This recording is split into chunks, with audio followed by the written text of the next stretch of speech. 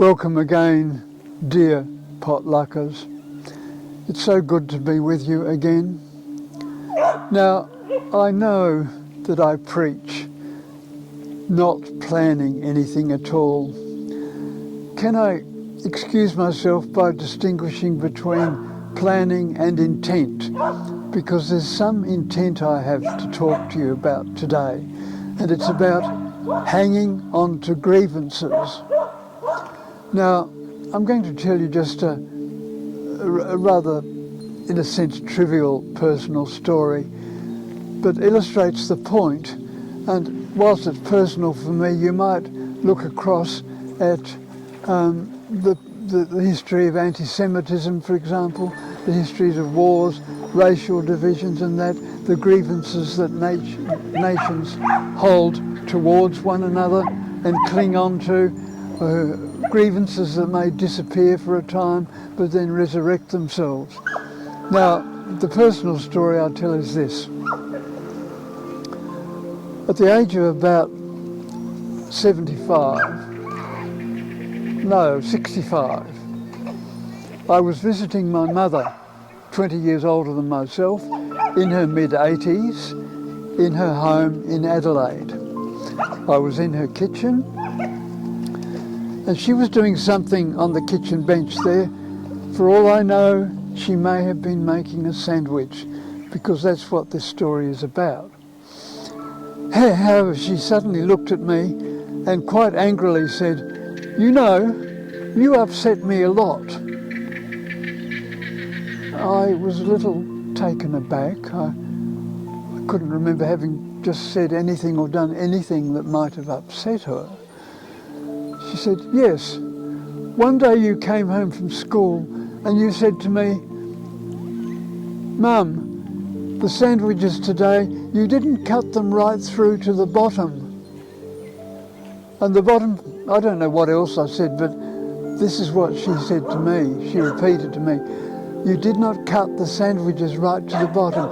And I always cut the sandwiches right to the bottom because Grandpa Arthur, my father, used to say to me, "Bub, your sandwiches are much better than the ones Mum's makes because you always cut through to the bottom and she never does."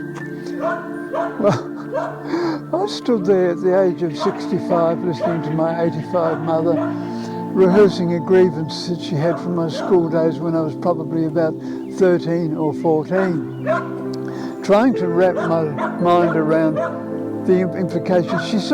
My mother fell off a certain pedestal with me because of the way, as a mature, she was a woman to almost her dying day.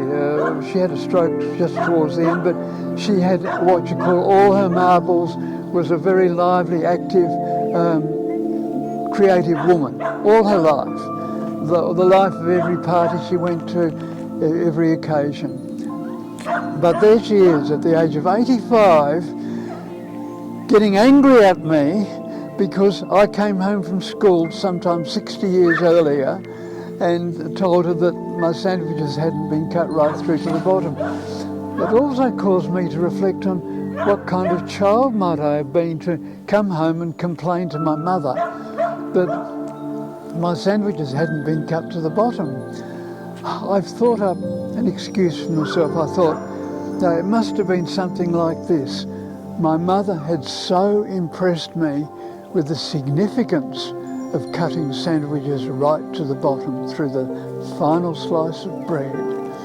She'd so convinced me of the importance that I regarded it as a serious enough matter to just alert her to the fact that perhaps for only once in my experience of her, she had not cut her sandwiches to the bottom. Or it may have been that I went to eat the sandwich and because they weren't cut at the bottom, one of them fell apart and the ingredients fell on the floor and I couldn't eat it. Maybe in the context I said to my mother, "Oh, well, Mum, look, I'm sorry, I just couldn't eat the sandwiches because the bottom one wasn't cut and they all fell down. All the contents fell down and I couldn't eat them." I don't know, I'm just making this up now, but I had to examine myself and think, I couldn't recognise myself as the kind of child who would complain to my mother because my sandwiches had not been cut at the bottom. But as I said, my general theme is hanging on to grievances.